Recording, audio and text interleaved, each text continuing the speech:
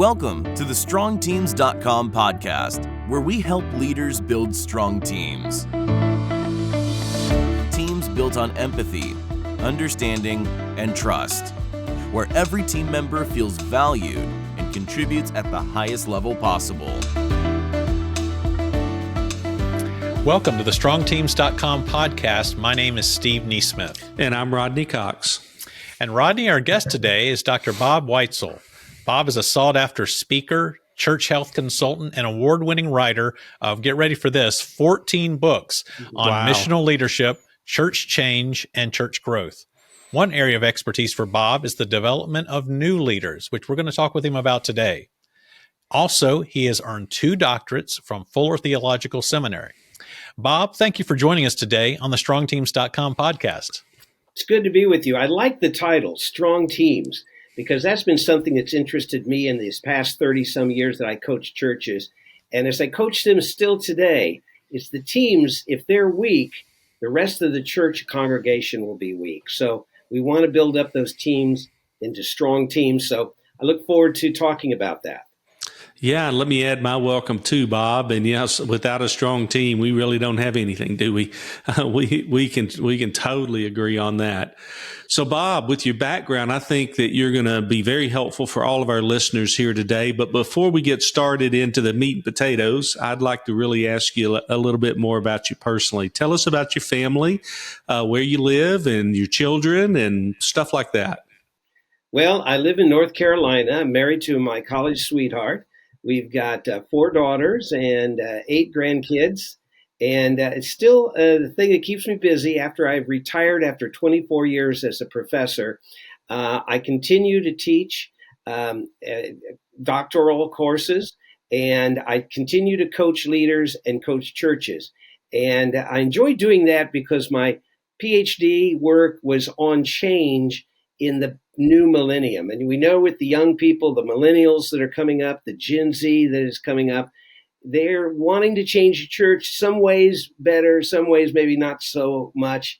And so I've been looking and constantly working with churches on how can we change churches to be more effective in sharing the good news. Yeah, so tell us a little bit about that professional journey. You said that you've been teaching for a number of years and just retired out of that. I'd be interested to know, where you've been doing that and kind of a little bit more about your professional background. I've taught for 24 years at Indiana Wesleyan University. I was the founding professor of Wesley Seminary and had a great team to work with and saw a lot of these principles. As the chairman of the faculty and a founding professor, I was able to kind of put together a team, and I think we had an exceptional team there.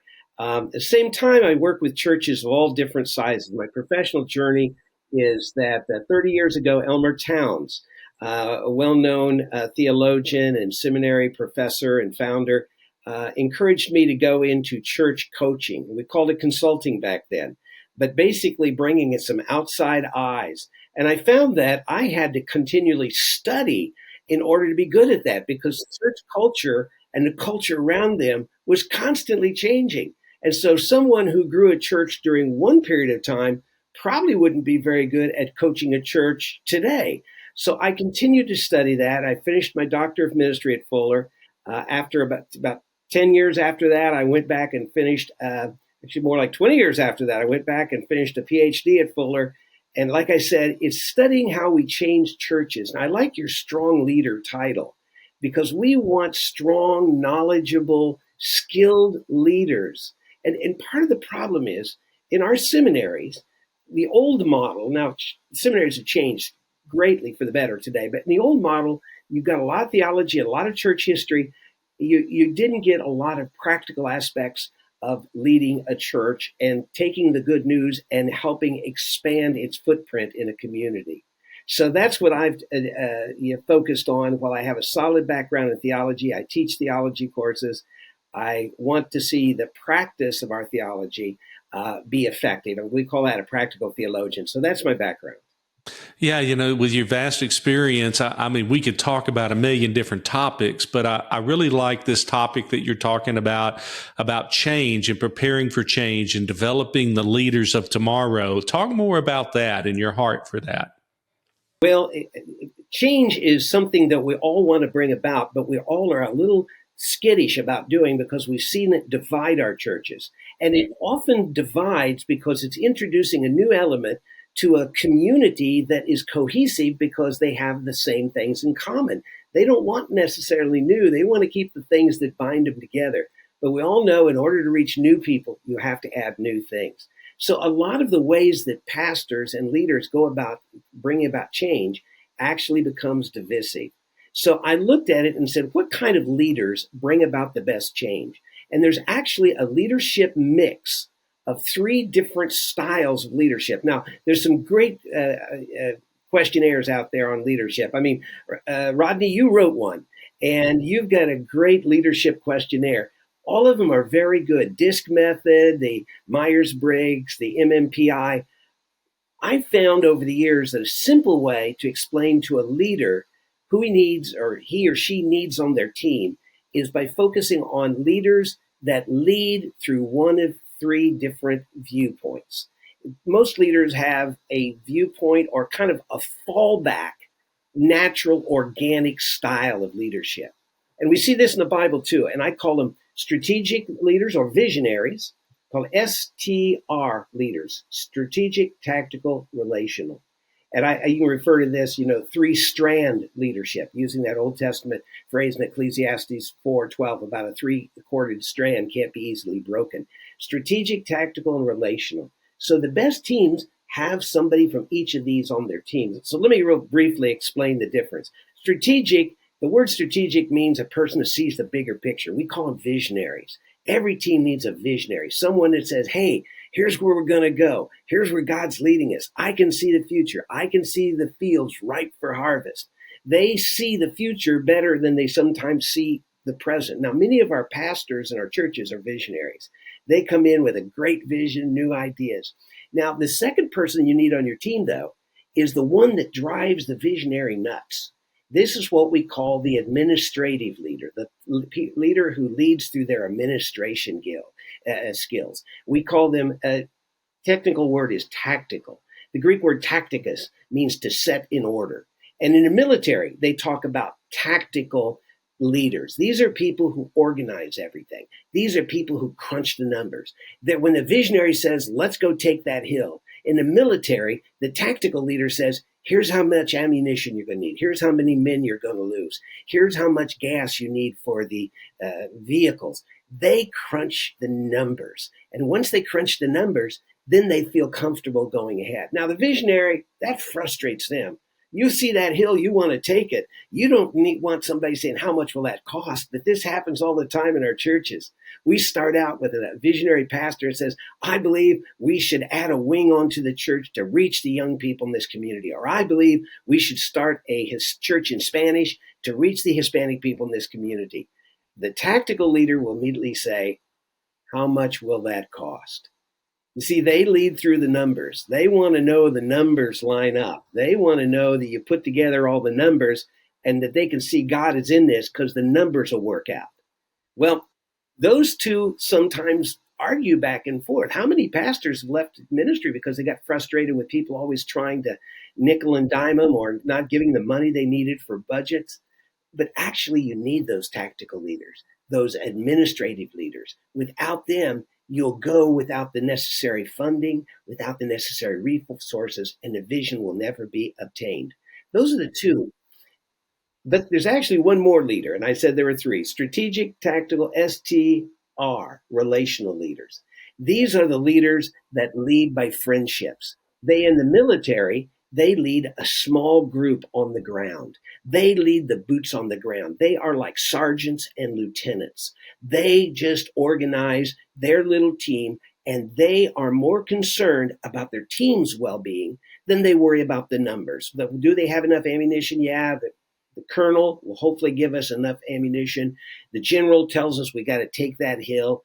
We, as the sergeant or the lieutenant, we just want to keep our team safe and go as a team. And we have those leaders in the church. They lead small groups. They lead Sunday schools. They want to make sure this new idea you're introducing, Pastor, won't destroy our Sunday school, won't destroy our small group. They want to make sure your new small group program doesn't decimate their Sunday school program.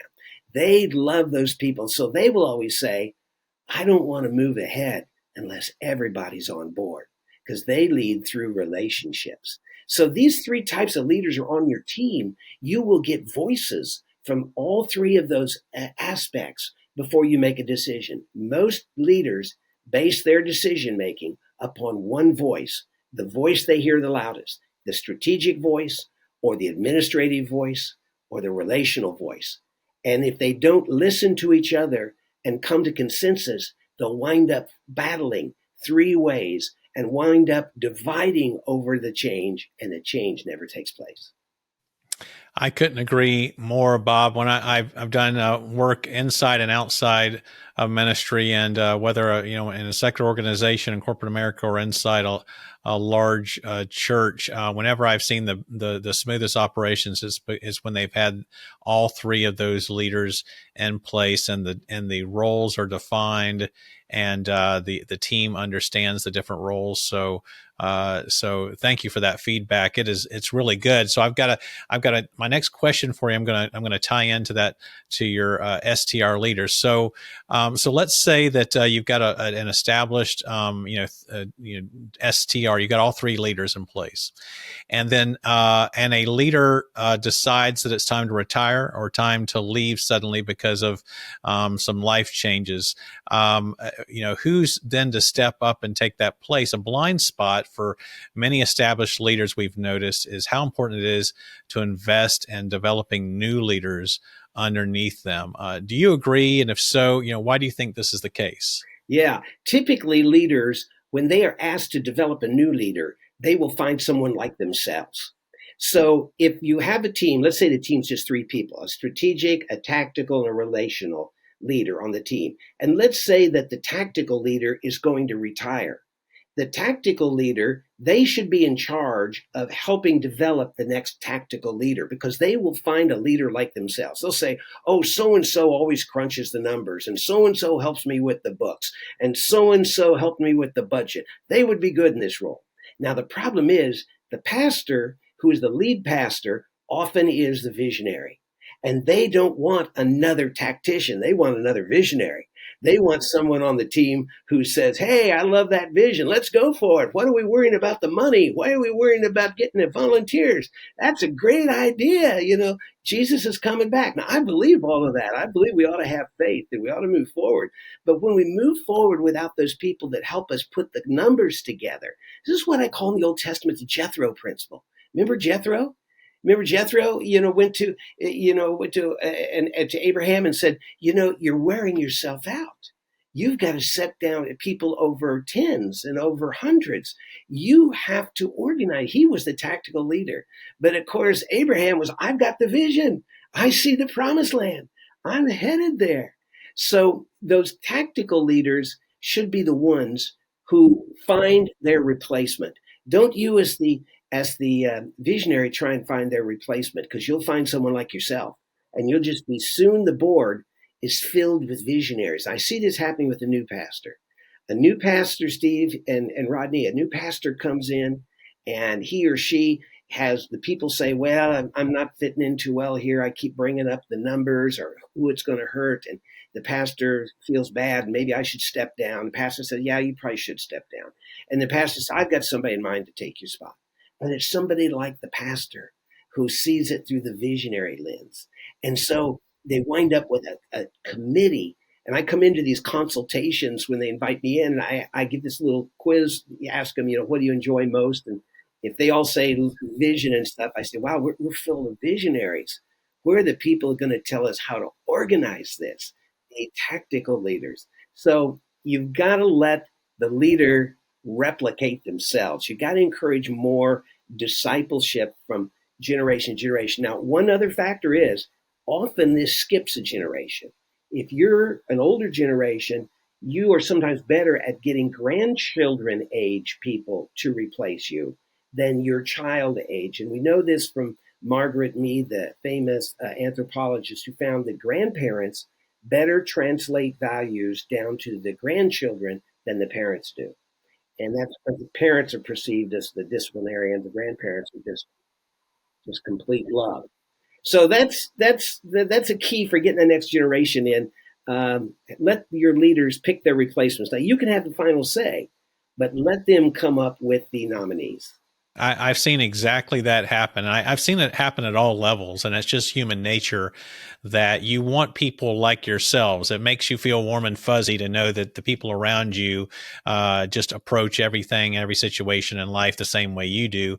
But in an organization that you're leading, that's not a smart move. It will only lead long term. I've seen it up close to pain.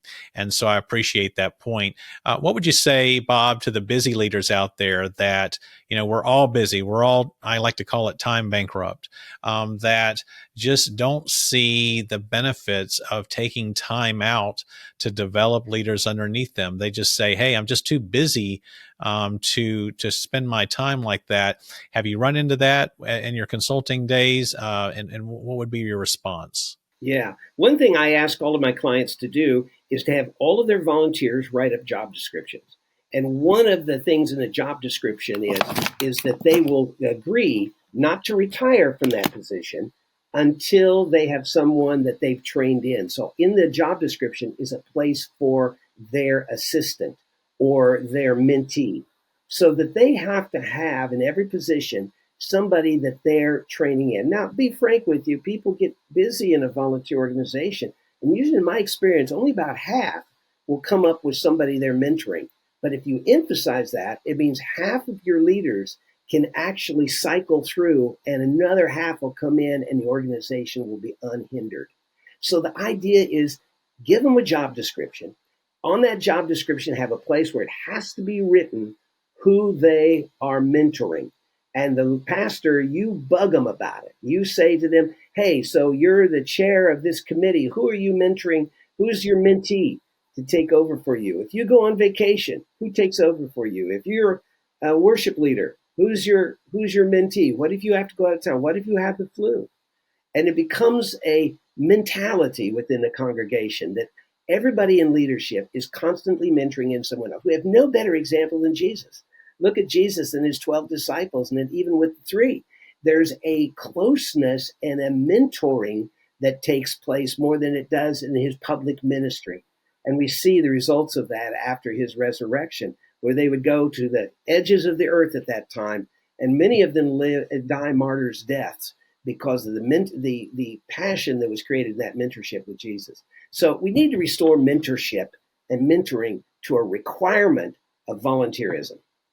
What are some, strategic processes that you've designed and help leaders implement to help identify those rising leaders, the people that are inside of the organization or on the fringes or volunteers that are strategic, tactical, or relational? What are you doing to help leaders formally identify those people and invite them to something bigger? I tell them, I say, write down what you'd like to do and look for people that like to do things like you, but look for people that remind you when you were such and such age. So if we have an aging church, they're in their 60s, look for people in their 30s. If we have a church that's in its 40s, look for people in their 20s. But write down what you like to do. The key to leadership is, and these three styles, these are fallback styles because you like that most. You like being a visionary. Oh, you can for hours you can talk about all the visionary future. Or you're a tactician. You love organizing stuff and putting together a spreadsheet and making sure everything's organized. Or relational. You love just being in a small group and sitting and talking and sharing your heart. And so write those things down. Look for people like that. So let me give you an example. A person will come in and says, Bob, I'm been on this church board for 20 some years. And I said, okay, what do you enjoy doing? Well, I just enjoy the prayer time. I enjoy when we pray in our board meetings for everyone. And I like, going and bringing, food to people in the congregation who maybe have been in the hospital or have family or loved ones in the hospital. And I'm thinking about retiring, and I think someone else should take my place. And I'm thinking about a young person. Okay, great. Let's think about but let's think about what kind of young people do you know that enjoy going and bringing food to people that are homebound? Young people that you know who, always want to share the prayer request and want to lead the prayer time. Let's write down those things you want to do, and let's find somebody that likes to do those same things. So they're not usually they're looking for just a younger person. And then they just pick anybody. And usually when you pick the younger person, you pick the most outgoing. And guess who they are? Visionaries. So we get our leadership team stacked full of visionaries, and they got visions all over the place, but no one has any way to get there. So that's a great way to do it. That's the way I encourage my clients. So we've talked about identifying those leaders. Let's talk a little bit about culture now. What would a healthy, active leadership development culture maybe look like inside of a ministry? Maybe you can think about a church or some organization that you've consulted with lately that might actually draw a picture of what good follow through would look like. What a good culture, healthy culture of leadership development would look like. Sure. It's really about, in this uncertain culture today, people tend to hang on to their jobs too long. And I always tell pastors when we come in, I said, look, the average pastoral length in America, it depends on which denomination, but overall it's around 7 years. The Presbyterians are making that longer for us. The Pentecostals are making it shorter. So we kind of got to have I think in 7 years. How do you want to, in 7 years, be somewhere else? What would you start planning today? And how would you start replacing, first of all, yourself? So think in a 7-year window. Now, you may stay there 15 years. I've had some clients that have been there 30 years thinking this, but they're always thinking, if something were to take place in 7 years, this is the person I have that would come and take over my responsibilities or would take over your responsibility. So it begins with what I call foresight leadership. You're always looking out in the future and saying, what do I need to start doing now to get that person ready for 7 years from now when I'm not necessarily going to, but I might transition out. And maybe God will give you a chance to write a book like Rodney wrote that, has been so popular, and you'll just retire and in 7 years, but always be looking to work yourself out of a job. That's something a lot of leaders have said over the years, that is the real key. Work your way out of a job in the ministry world. That is a 7-year cycle on average. So use that kind of as a window. I've said to Rodney many times, Bob, that one of the signs of a confident leader is being willing and interested in working yourself out of a job, and that you shouldn't be insecure about that. It should be a sign of confidence that you are developing an organization and a team that can step in one day whenever you decide it's time to exit. So great point. I appreciate that point. Leaders have to be careful not to find their identity in the role in which they play, right? And that's very difficult because when they see their identity and what they do, inside the organization, and feel like maybe that it's more important than what someone else does, that elevation over others will always create isolation. And so I think it'd be interesting for us to kind of translate not translate. Let me start over. Yeah, I think we have to be really careful, to help pastors or leaders inside of organizations understand, that their identity isn't caught up in their role. And if their identity gets caught up in their role, what we tend to see is they elevate themselves above others. They actually feel like they bring something more important than anyone else on the team. And that always creates isolation. And so we ascribe to healthy culture really being about leaders that don't think too highly of themselves than they ought, that they actually have that sober thought and judgment, and they see the need for developing that leader and transferring skill and transferring the different things that young leader doesn't have. So when they leave, they're esteeming that individual higher than themselves. They actually, are helping that person start from a step up, right? Not a step down. And so I think through transition, I think it'd be really, really good to talk about how you tend to see strong leaders maintain a strong team during a transition. So maybe you could speak to that a little bit. Yeah, strong leaders have to have kind of bulletproof egos.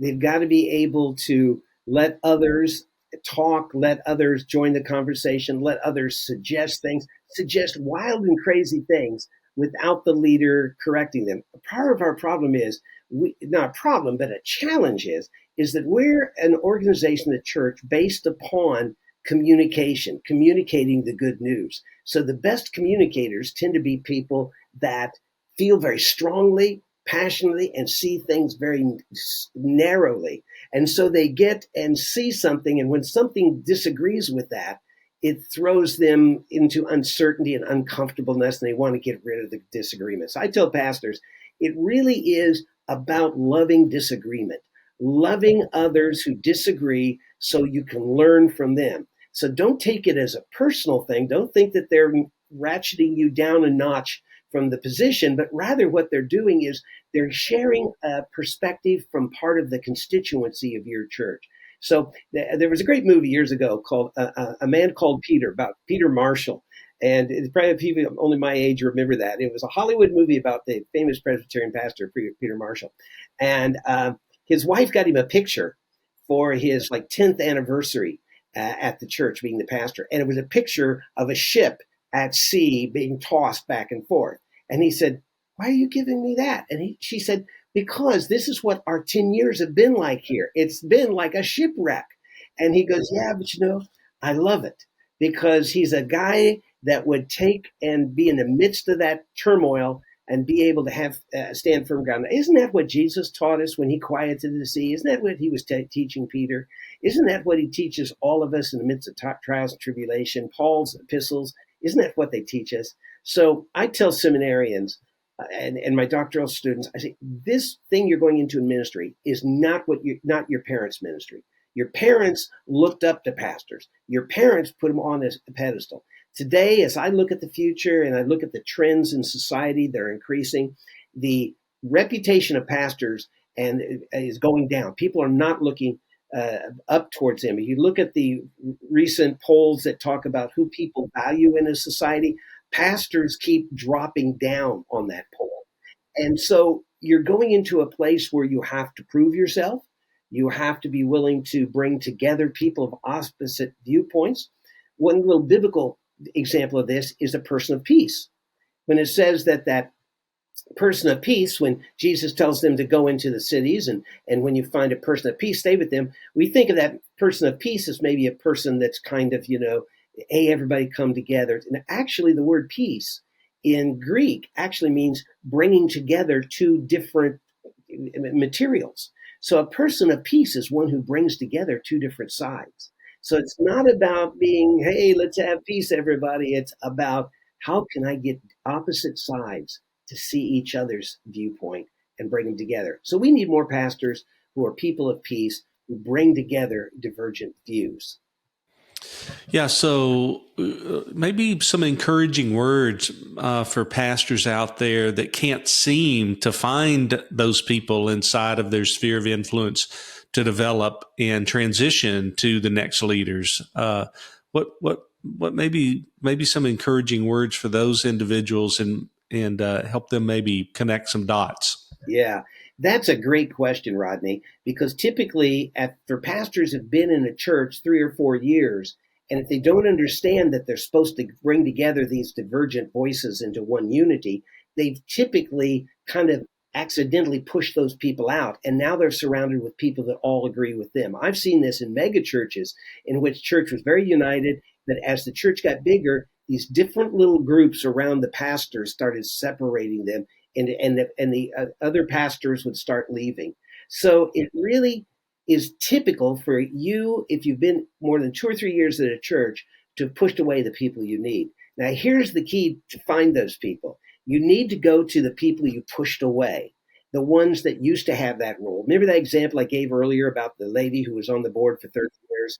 You go to her and you say, hey, we replaced you with a younger person, but they're kind of like me. They're a visionary, and they've kind of got all these big pictures. I need someone like you who really cares about the people we're missing. Who do you know of that generation? So you go to the people you've pushed out. Now, some people say, oh, man, I don't want to go to people I pushed out. They're going to yell at me. They're going to tell me everything. Well, that's why you got to have that thick skin.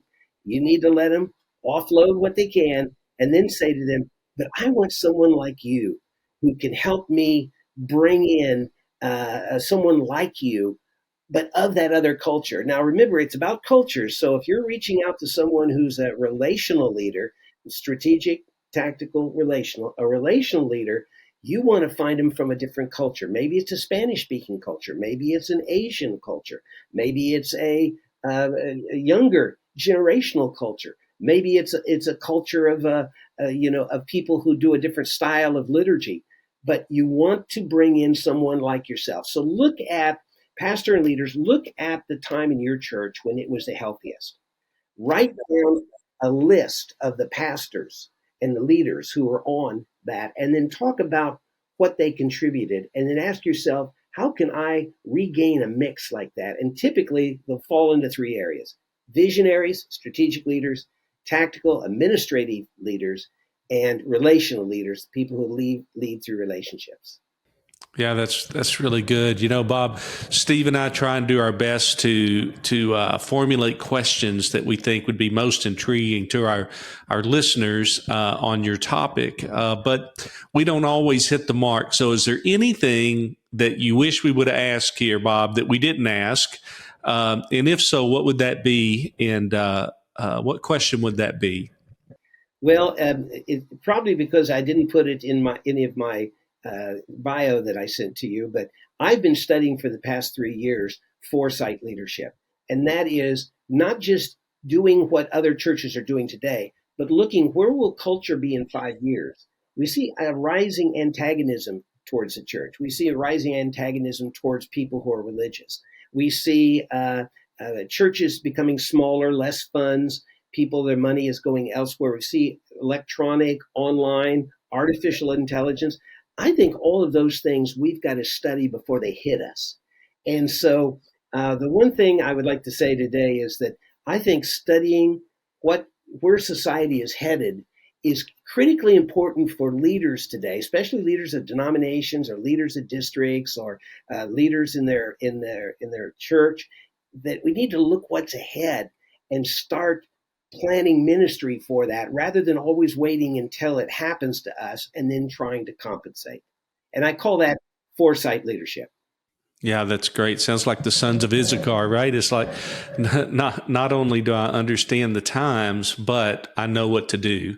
And, through the wisdom and the Spirit leading us in listening, I think that that's a great insight for our listeners here today. Bob, how do people find you? Well, they can go to leadership.church. That's my website. And you can find a lot of resources there. We've got everything from access to my books to videos. We got churchleadership.university, where they can take classes. In fact, what I've taught here today to you is actually in one of the classes that's at churchleadership.university. It's part of the Udemy network, and it goes through all of this. You can take your leaders through it, and there's actually a questionnaire they can take to find out how they would do. And also at leadership.church, they'll find out about a new cohort that I've been asked to form, a doctoral cohort, a doctor of ministry cohort, Fuller Seminary, and they might be interested in that. It's a doctor of ministry studying leadership foresight. So I'm excited for what you two are doing. I'm excited what's happening in the body of Christ today, but I think that we've got to focus a little bit more forward so we don't get surprised with these cultural changes, and we can have a bigger impact in the future. Amen. Well, our guest today has been Dr. Bob Whitesel. Bob, we're so grateful that you have spent time with us today. I think our listeners will be very, very encouraged with all the wisdom that you transferred. I would encourage our listeners to go out to leadership.church and to take Dr. Whitesel up on his offer. And once again, thanks for spending time with us today, Dr. Whitesel. My pleasure. Well, until we meet again, God bless.